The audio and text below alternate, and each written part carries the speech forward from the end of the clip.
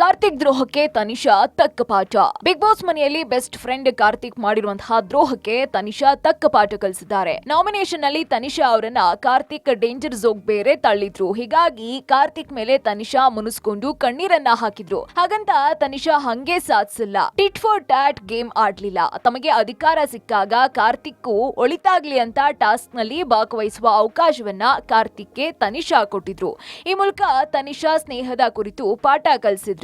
ತನಿಷಾಗೆ ticket to finale task ಅನ್ನ big boss ನೀಡಿದ್ರು. ಅದೇ ಚದುರಂಗ, ಅದೇ ಅನುಸಾರ ತನಿಷಾ ತಮ್ಮ 3 ಪ್ರತಿಸ್ಪರ್ಧಿಗಳನ್ನ ಆರಿಸಬೇಕಾಗಿತ್ತು. ಗಾರ್ಡನ್ ಏರಿಯಾದಲ್ಲಿ ನಿರ್ಮಿಸಲಾಗಿದ್ದಂತಹ ಚದುರಂಗದ ಚೌಕಟ್ಟಿನ ಒಳಗೆ ಬಿಳಿ ಹಾಗೂ ಕಪ್ಪು ಬಣ್ಣದ 64 ಚೌಕಾಕಾರದ ತುಂಡುಗಳಿದ್ವು. 4 ಸ್ಪರ್ಧಿಗಳು ಒಂದೊಂದು ಚೌಕಾಕಾರದ ತುಂಡಿನ ಮೇಲೆ ನಿಂತು ಸರದಿಯಲ್ಲಿ ಒಬ್ಬರ ನಂತರ ಒಬ್ಬರು ಚದುರಂಗದಲ್ಲಿ ಕುದುರೆ ಸಾಗಿಸಿದಂತೆ ಚಲಿಸಬೇಕಾಗಿತ್ತು.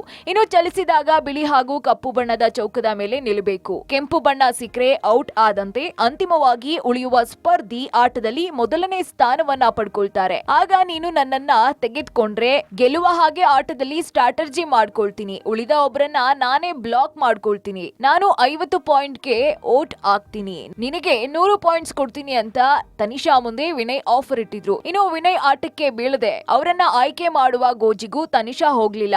ನಾಮಿನೇಷನ್ ಮಾಡಿ ದ್ರೋಹ ಮಾಡಿದ ಸ್ನೇಹಿತಕ್ಕೆ ಮತ್ತೆ ಅವಕಾಶ ಕೊಟ್ರು ತನಿಷಾ. ಬಳಿಕ ತುಕಾಲಿ ನಮ್ರತಾ ಅವರನ್ನ ಆಯ್ಕೆ ಮಾಡ್ಕೊಂಡ್ರು. ಆದ್ರೆ ದೇವರ ಆಟವೇ ಬೇರೆ ಇತ್ತು ನೋಡಿ. ವರ್ತೂರ್ ಹಿಂದಿನ ರೌಂಡ್ ನಲ್ಲಿ ಗೆದ್ದ ಕಾರಣ ತನಿಷಾರ ಗೇಮ್ ನಿಂದ ಒಬ್ಬರನ್ನ ತೆಗೆಯೋದಿಕ್ಕೆ ಅವಕಾಶ ಸಿಕ್ತು. ಆಗ ಕಾರ್ತಿಕ್ ನೇ ತೆಗೆದು ವರ್ತೂರ್ ಆಟ ಆಡಿದ್ರು. ಆದ್ರೆ ಈ ಆಟದಲ್ಲಿ ತನಿಷಾನೇ ಗೆದ್ದು ಬೀಗಿದ್ರು.